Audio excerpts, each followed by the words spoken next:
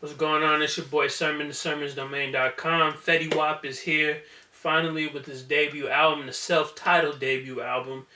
And first thing a lot of people are going to notice, at least Fetty Wap fans are going to notice this. Most of the songs have been out over the last year or so. They were on the SoundCloud and they were took down recently. And yeah, I mean, for someone who's a big fan of Fetty Wap, that's probably disappointing. They've heard these songs for months. They've been enjoying these. But for someone like me, the casual Fetty Wap fan, I don't have an issue with it. And I can understand why Fetty and, Leor and 300 would do this, because if you listen to the album, there's a lot of records on here that have the potential to be hits. Out of the 17 records on the standard edition, only 4 of them have really been hits. They were all in the top 10, and there seems to be this album could have the shelf life of a year or two. Like, Fetty doesn't have to rush to put out a sophomore album after this, because if 300 can continue servicing these records to radio, I feel like they could be a hit. Like, especially like Trap Love and Jug. Those are 2 records in general, and out of the bunch that I feel could be the next hits.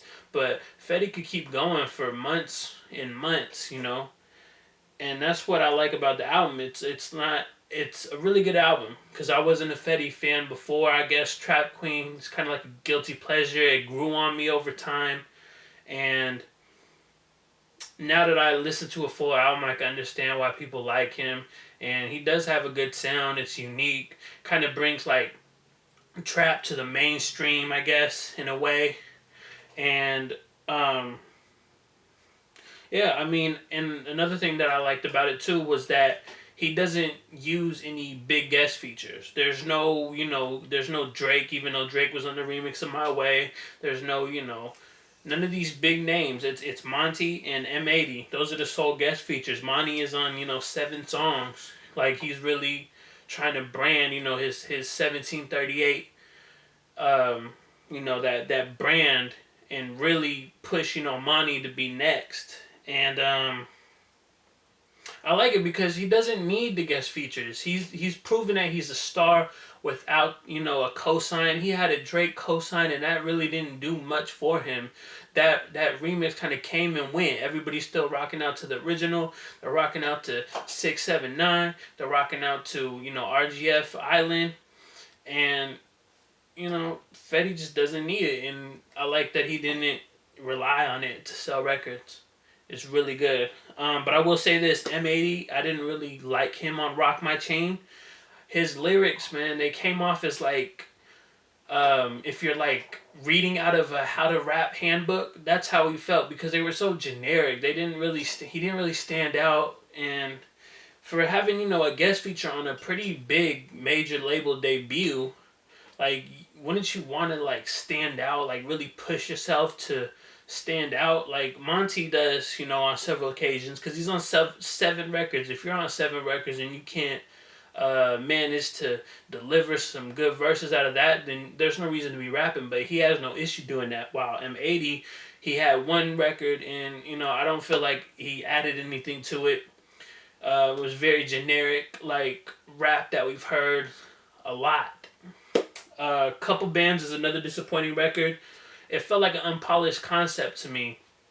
Like one of them records that you like cut in the studio, and then you like go back, you listen to it. Okay, this works, but this doesn't, and this doesn't. So I gotta tighten this up. But Fetty Wap didn't do that. He just put on the album. I don't feel like out of all the songs on there, I feel like Couple Bands is like the worst one, and it definitely doesn't have like that potential to be a hit. And yeah, I mean, that's what I feel about Fetty Wap's debut album.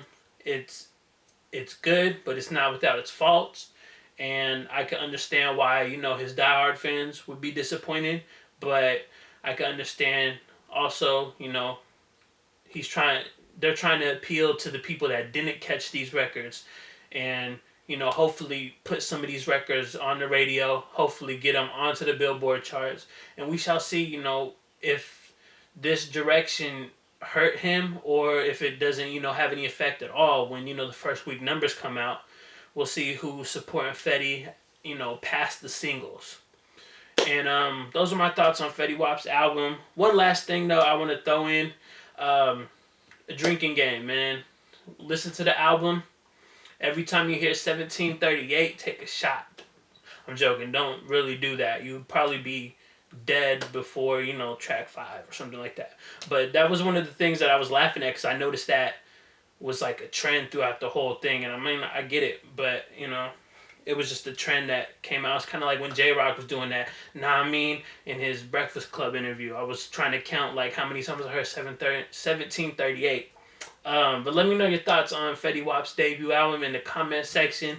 Like the video, subscribe to the channel if you're not already, share the video, follow me on Twitter at Sermons Domain. And as always, man, thank you for your time. I appreciate you for watching. And if you're new, thank you for, clicking on the video and all that. And until next time, peace.